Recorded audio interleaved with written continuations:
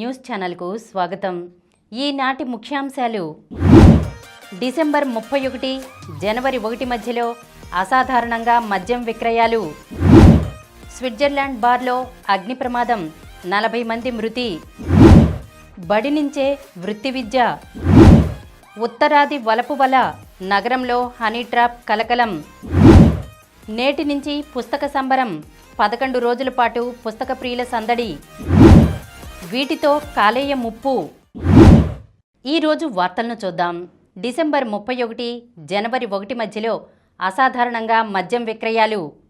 నూతన సంవత్సరం సందర్భంగా రాష్ట్రంలో మద్యం ఏరులై పారింది. గతానికి భిన్నంగా ఈ ఏడాది రాష్ట్రంలో అసాధారణ స్థాయిలో అమ్మకాలు జరిగాయి. డిసెంబర్ 29 నుంచి 3 రోజుల్లో 543 కోట్ల రూపాయల విలువైన మద్యాన్ని షాపులు, బార్ల లైసెన్సీలు ప్రభుత్వం నుంచి కొనుగోలు చేశారు. అందులో అత్యధిక భాగం డిసెంబర్ 31, జనవరి 1 తేదీల్లో విక్రయించినట్లు ఎక్సైజ్ శాఖ అంచనా వేసింది. స్విట్జర్లాండ్ బార్లో భారీ అగ్ని ప్రమాదం, 40 మంది మృతి. స్విట్జర్లాండ్లో నూతన సంవత్సర వేడుకల్లో పెను విషాదం చోటు చేసుకుంది. ఆల్ప్స్ పర్వతాల్లో పర్యాటకులకు స్వర్గధామం లాంటి క్రాన్స్ మోంటానాలో బుధవారం అర్ధరాత్రి దాటిన తర్వాత ఓ బార్లో జరిగిన భారీ అగ్ని ప్రమాదంలో 40 మంది వరకు మరణించారు. 115 మందికి పైగా గాయపడ్డారు. రాత్రి 1:30 సమయంలో ప్రఖ్యాత లీ కాన్స్టిలేషన్ బార్లో వందల మంది కొత్త సంవత్సరానికి స్వాగతం పలుకుతూ ఆనందంగా వేడుకలు జరుపుకుంటున్న సమయంలో ఈ ప్రమాదం జరిగింది. ప్రమాదానికి ముందు భారీ పేలుడు శబ్దం వినిపించిందని స్థానికులు చెబుతుండగా బార్లో ఓ వెయిటర్ షాంపెన్ బాటిల్ మూత భాగంలో స్పార్క్ను అంటించుకుని తీసుకెళ్తుండగా ప్రమాదవశాత్తు సీలింగ్కు మంట అంటుకుందని అంతర్జాతీయ మీడియాలో కథనాలు వచ్చాయి. అయితే ప్రమాదానికి గల కారణాలను ఇప్పుడే నిర్ధారించలేమని వలైస్ కాంటన్ పోలీస్ కమాండర్ ఫ్రెడరిక్ గిస్లర్ గురువారం తెలిపారు. బడి నుంచే వృత్తి విద్య. రాష్ట్రంలో 6వ తరగతి నుంచి 12వ తరగతి చదువుతున్న విద్యార్థుల భవిష్యత్తుకు అవసరమైన వృత్తి విద్యా నైపుణ్యాలు చేరువ అవుతున్నాయి. ఉన్నత విద్యకు చేరుకునేసరికి వారిలో నైపుణ్య స్థాయిలు పెంచడం ద్వారా ఏ కోర్సునైనా ఎంచుకునేలా తర్ఫీదు ఇస్తున్నారు. 2016 నుండి 17లో పాఠశాలల్లో వృత్తి విద్యను ప్రారంభించినప్పుడు 8,000 మంది విద్యార్థులు మాత్రమే వృత్తి విద్యా కోర్సులు చదివారు. అది ఇప్పుడు 3,28,255కు చేరింది. 164 model schools, 30 residential educational society పాఠశాలలు, 189 సాంఘిక, 26 గిరిజన, 20 బీసీ సంక్షేమ పాఠశాలలు, 352 కస్తూర్బా గాంధీ బాలికల విద్యాలయాలు, 670 ఎంపీ జెడ్పీ పాఠశాలలు, 36 మున్సిపల్ పాఠశాలలు, 95 ప్రభుత్వ పాఠశాలలు, 17 ఆశ్రమ పాఠశాలల్లో వొకేషనల్ కోర్సులు అమలు చేస్తున్నారు. ఇక రాబోయే 2 ఏళ్లలో రాష్ట్ర వ్యాప్తంగా ఉన్న 6,500 ఉన్నత పాఠశాలల్లో కూడా వృత్తి విద్యా కోర్సులు అమలు చేయాలని సమగ్ర శిక్షా శాఖ లక్ష్యంగా నిర్దేశించుకుంది. ఉత్తరాది వలపు వల, నగరంలో హనీ ట్రాప్ కలకలం. నగరంలో బంగారం వ్యాపారం చేసే ఉత్తరాది వ్యాపారులే లక్ష్యంగా పలువురు మహిళలు వలపు వల విసురుతున్నారు.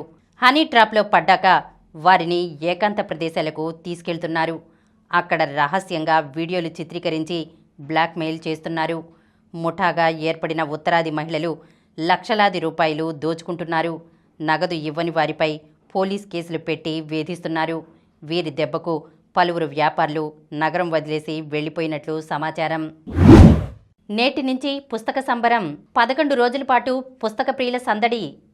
పుస్తక అభిమానులకు పండగ వచ్చేసింది. సాహిత్య ప్రియులకు సంబరాలు వచ్చేశాయి. విజయవాడకు ఏటా నూతన సంవత్సరంతో పాటు వచ్చే సంబరాలకు సమయం ఆసన్నమైంది. ఎంజీ రోడ్డులోని ఇందిరాగాంధీ మున్సిపల్ స్టేడియంలో ఈ రోజు నుంచి పుస్తక ప్రియుల సంబరాలు ప్రారంభం కానున్నాయి. విజయవాడ బుక్ ఫెస్టివల్ సొసైటీ ఆధ్వర్యంలో 36వ పుస్తక మహోత్సవం ఈ రోజు ప్రారంభం కానుంది. 11 రోజుల పాటు పుస్తక ప్రదర్శన జరగనుంది. దీనికి సంబంధించిన ఏర్పాట్లు పూర్తయ్యాయి. మొత్తం 270 స్టాల్స్ ఏర్పాటు చేశారు. ఉత్తర దక్షిణాది రాష్ట్రాల నుంచి మొత్తం 140 మంది ప్రచురణకర్తలు ఈ మహోత్సవంలో పాల్గొనేందుకు వస్తున్నారు. ప్రచురణకర్తలతో పాటు వివిధ ప్రభుత్వ శాఖలు స్టాల్స్ ఏర్పాటు చేసుకున్నాయి. ఈ పుస్తక మహోత్సవానికి దాదాపు 1,00,000 మంది సందర్శకులు వస్తారని నిర్వాహకులు అంచనా వేస్తున్నారు. ఈరోజు సాయంత్రం 6 గంటలకు హైకోర్టు న్యాయమూర్తి నరసింహం ఈ పుస్తక మహోత్సవాన్ని ప్రారంభిస్తారు. వీటితో కాలేయ ముప్పు. ధూమపానం, మద్యపానం కాలేయ కొవ్వును పెంచుతాయనే విషయం అందరికీ తెలిసిందే. అయితే ఆరోగ్యకరమైన ఆహారంగా భావించే కొన్ని పదార్థాలు కూడా ఇందుకు దోహదపడుతూ ఉంటాయి. కాలేయ కొవ్వును పెంచే ఆహార పదార్థాలు ఇవే: కొవ్వు తొలగించని పాల ఉత్పత్తులు. పాలు, చీజ్, మేగడ, పెరుగు పోషకభరితమైనవే. అయితే వీటి పరిమితి మించితే కాలేయానికి చేటు తప్పదు. కొవ్వు తొలగించని పాల ఉత్పత్తులకు కాలేయ కొవ్వుకు సంబంధం ఉంటుందనే ఒక అధ్యయనం తాజాగా అమెరికన్ జర్నల్ ఆఫ్ క్లినికల్ న్యూట్రిషన్లో ప్రచురితమైంది. బేక్ ఉత్పత్తులు. ఎక్కువ శాతం బేకరీ ఉత్పత్తులన్నీ శుద్ధి చేసిన పిండి, శుద్ధి చేసిన చక్కెరలతోనే తయారవుతాయి. వీటిలో పోషకాలతో నిండిన పైపొర కొరవడుతుంది. కాబట్టి వీటితో తయారయ్యే బ్రెడ్, పేస్ట్రీలు, మఫిన్లు non alcoholic fatty liver disease ముప్పును పెంచుతాయి. అన్నం, బ్రెడ్, నూడిల్స్ వల్ల జపాన్ మహిళల్లో కాలేయ కొవ్వు పెరిగినట్లు క్లినికల్ న్యూట్రిషన్లో ఒక అధ్యయనం ప్రచురితమైంది. Protein bars. నట్స్, సీడ్స్, ఖర్జూరాలు, ఓట్స్ ఇలా ఆరోగ్యకరమైన పదార్థాలతో తయారయ్యే ప్రోటీన్ బార్స్లో కూడా హై ఫ్రక్టోజ్ కార్న్ సిరప్ లాంటి అనారోగ్యకరమైన తీపిని ఉపయోగిస్తారు. కాబట్టి ప్రోటీన్ బార్స్ను అతిగా తినడం వల్ల కాలేయ కొవ్వు ముప్పు కూడా పెరుగుతుంది. తీపి పానీయాలు. పండ్ల రసాలు ఆరోగ్యకరమే, కానీ సీసాల్లో దొరికే రెడీమేడ్ పండ్ల రసాల్లో చక్కెరలు అధిక మోతాదుల్లో ఉంటాయి. కాబట్టి ఇవి కాలేయ కొవ్వును పెంచుతాయనే విషయాన్ని గుర్తుపెట్టుకోవాలి. ఇప్పుడు కొన్ని సంక్షిప్త వార్తలను చూద్దాం. తొలిసారి పారామెడికల్ విద్యార్థులకు సప్లీ పరీక్షలు. రాష్ట్రంలోని పారామెడికల్ కోర్సుల విద్యార్థులకు ప్రభుత్వం తొలిసారిగా సప్లిమెంటరీ పరీక్షలను నిర్వహిస్తోందని ఆరోగ్య శాఖ మంత్రి సత్యకుమార్ ఓ ప్రకటనలో తెలిపారు. ఈ నెల 7న గ్రూప్ 1 క్రీడా కోటా ఇంటర్వ్యూలు. గ్రూప్ 1 ఫలితాల విడుదల అంశం కొలికి వస్తోంది.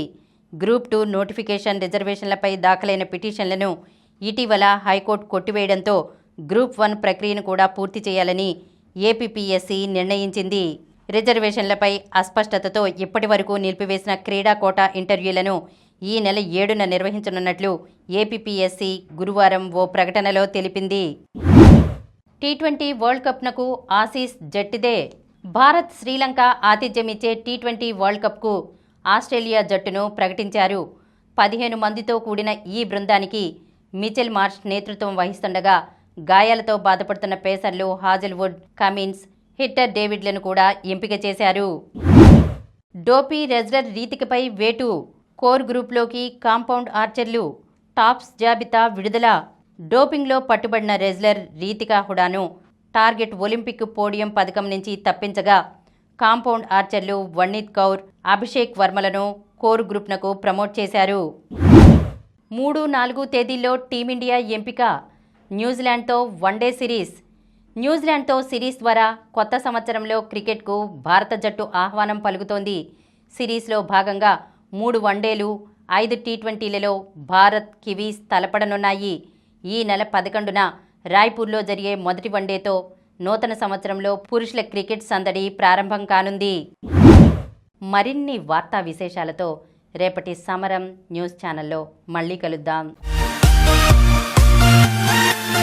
ప్రతిరోజు వార్తా విశేషాల కోసం అనతి కాలంలోనే 21 కోట్ల వ్యూస్ సాధించిన సమరం ఛానల్ సమర్పించు సమరం న్యూస్ ఛానల్కు సబ్స్క్రైబ్ చేయండి, లైక్ చేయండి, మీ ఫ్రెండ్స్కు షేర్ చేయండి. అలాగే ప్రక్కనున్న గంట సింబల్ని ప్రెస్ చేయడం మర్చిపోకండి.